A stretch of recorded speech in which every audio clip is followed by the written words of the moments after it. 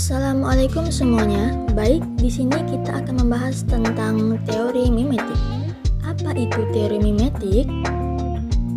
Jadi, teori mimetik ini adalah pendekatan kajian sastra yang menitik beratkan kajiannya terhadap hubungan karya sastra dengan kenyataannya di luar karya sastra tersebut. Pendekatan mimetik ini merupakan suatu rekaan dari sebuah makna menjadi gambaran yang ada dalam sekitar. Dalam pendekatan mimetik ini, pengarang lebih menganalogikan perasaan melalui ungkapan dengan kata-kata tiruan yang berada di sekitar.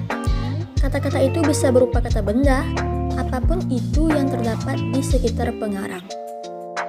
Selanjutnya kita akan menganalisis puisi menggunakan teori mimetik yang berjudul Senja di Pelabuhan Kecil karya Chairil Anwar. Ini kali tidak ada yang mencari cinta di antara gudang rumah tua, pada cerita tiang serta temali, kapal perahu tiada berlaut, menghembus diri dalam mempercaya mau terpaut. Gerimis mempercepat kelam, ada juga kelepek elang, menyinggung muram, desir hari berenang, menemu bujuk pangkal akanan, tidak bergerak. Dan kini tanah, air, tidur hilang dan ombak. Tiada lagi aku sendiri berjalan, menyisir semenanjung, masih pengap harap. Sekali tiba di ujung dan sekalian selamat jalan, dari pantai keempat, seduh penghabisan bisa terdekap. Pada puisi Senja di Pelabuhan Kecil ini menceritakan cinta yang sudah tidak dapat diperoleh lagi. Pelukis melukiskan gedung, rumah tua, cerita tiang dan temali, kapal, dan perahu yang tidak bertaut. Benda-benda itu semua mengungkapkan perasaan sedih dan sepi. Penyair merasa bahwa benda-benda di pelabuhan itu membisa kepadanya. Menghembus diri dalam kepercayaan mau berpaut terdapat pada bait ke-1, yaitu ini kali tidak ada yang mencari cinta di antara gudang rumah tua pada cerita tiang serta temali, kapal perahu tiada bertaut, menghembus diri dalam mempercaya mau terpaut.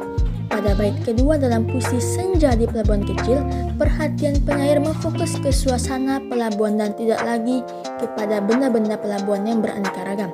Di pelabuhan itu turun gerimis yang mempercepat kelam atau menambah kesedihan, dan ada kelopak elang yang menyinggung muram atau membuat hati penyair lebih muram, dan hari-hari seakan lagi berenang atau kegemingan telah musnah. Suasana di pantai itu suatu saat membuat hati penyair dipenuhi harapan untuk terhibur, tapi ternyata suasana pantai itu kemudian berubah.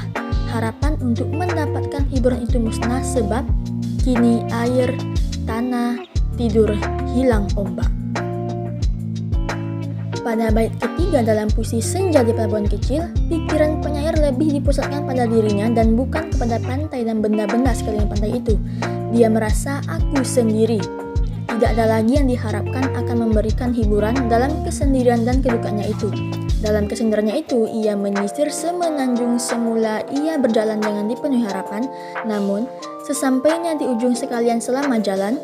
Jadi, setelah penyair menapai ujung tujuan, ternyata orang yang diharapkan akan menghiburnya itu malah mengucapkan selamat jalan. Penyair merasa bahwa sama sekali tidak ada harapan untuk mencapai tujuannya. Sebab itu, dalam kesendiriannya dan kedukaannya, penyair merasakan dari pantai keempat seduh penghabisan bisa terdekap. Betapa mendalam rasanya itu, ternyata dari pantai keempat seseduh-seduhnya tangis dapat dirasakan. Amanat puisi ini menyatakan bahwa penyair ingin mengungkapkan kegagalan cintanya yang menyebabkan hatinya sedih-sedih dan tercekam. Kegagalan cinta itu menyebabkan seseorang seolah kehilangan segala-galanya. Cinta yang sungguh-sungguh dapat menyebabkan seseorang menghayati apa arti kegagalan itu secara total. Dari pemaknaan puisi dengan menggunakan teori mimetik terhadap puisi Senja di Pelabuhan Kecil karya Chairil Anwar tersebut, tergambarkan makna puisi yang berbicara mengenai kegagalan cinta yang menyebabkan hatinya sedih dan tercekam. Puisi Senja di Pelabuhan Kecil ini mempunyai nilai literer yang tinggi. Penyair mengungkapkan perasaan dukanya yang kuat, dengan itu cinta yang sungguh-sungguh dapat menyebabkan seseorang menghayati apa arti kegagalan itu secara total.